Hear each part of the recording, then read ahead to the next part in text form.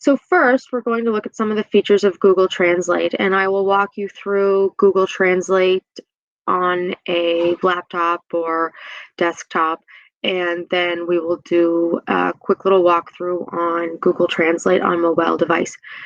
They're pretty close to the same and very, very easy to use.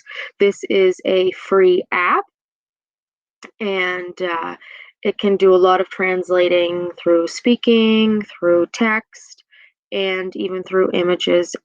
So we're going to take a quick look through what Google Translate can offer. Okay, so if we type in something in English, it is sunny. Then we can see it in written format, and we can also listen to it. إنها مشمسة. So in the event that you have children who are not able to read in their first language, whether it be related to their age or their prior experience, it is great to have this tool to be able to listen. And again, you can speak into the microphone. It is sunny today. Now we see that it says phone. So the one thing with Google Translate, I will say, is that it's not, perfect. And so it's very important that we keep our messages sort of very clear, direct. And if you do have a few things to say, it's recommended that you chunk it. So say one thing, make sure the student understands, and then say the next piece, and so on until that student has a good understanding of the message you're trying to relay.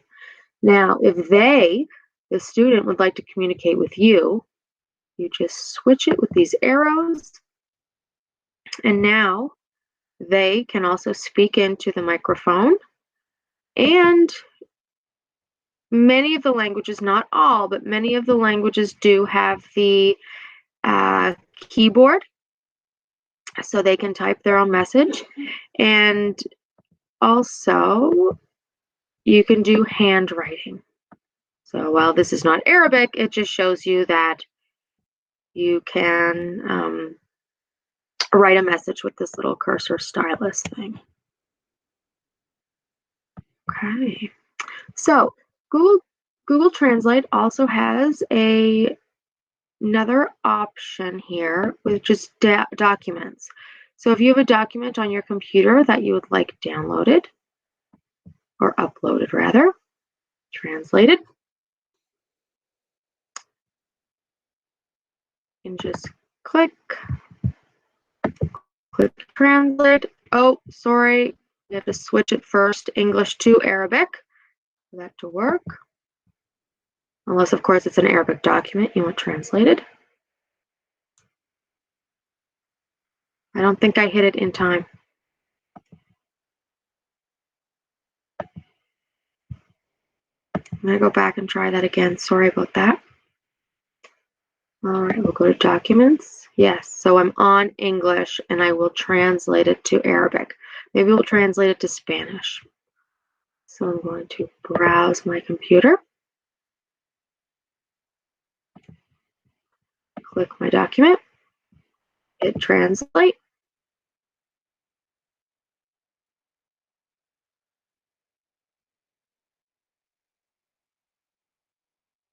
And there we go. As you can see, it is now in Spanish.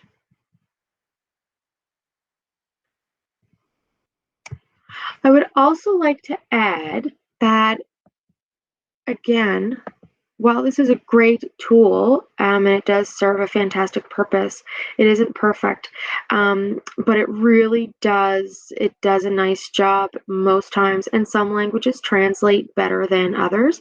So when we were doing the at-home learning in the spring, the EECD learning packets that were not translated, we were able to get them into Arabic, and they did require some reformatting just because of the right to left nature of that language. But it was about 80 to 90% understandable. And so that just gives the reader the gist of the message. So now we'll move on to Google Translate on mobile devices. Now, I have to apologize. I'm not tech savvy enough to have linked my mobile device with my desktop, but I did do some screenshots. So Google Translate can be downloaded as an app. It's a free app that you can add to your phone. Extremely, extremely user-friendly. So if you see my cursor here on the very first picture on the left, we've got a camera option, handwriting option, and then conversation and voice. So conversation and voice, very straightforward. You click the microphone and you speak into the device. Again, it's recommended to keep your phrasing clipped into the point so that the translator, I guess, doesn't get overwhelmed. And so again, I would suggest chunking that until the other person has an understanding of what you're talking about before moving on. So the first one we'll look at here is the camera. And the camera can do several things. One, if you just hover your device over a text and it says instant, that means it will automatically translate. But as soon as you move your device away, then it's gone. So this is just sort of quick if you just have to look at a few words. If there was a need for maybe copying something, you would go to the scan, which is the middle option right here. I hope you can see my cursor circling around scan.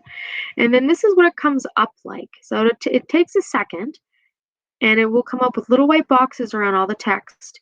You can then take your finger and highlight the part that you want, and then you'll see it at the top of the screen. You will see it come up in English, and then you will see it translated. So right here, this is in Korean. So fantastic.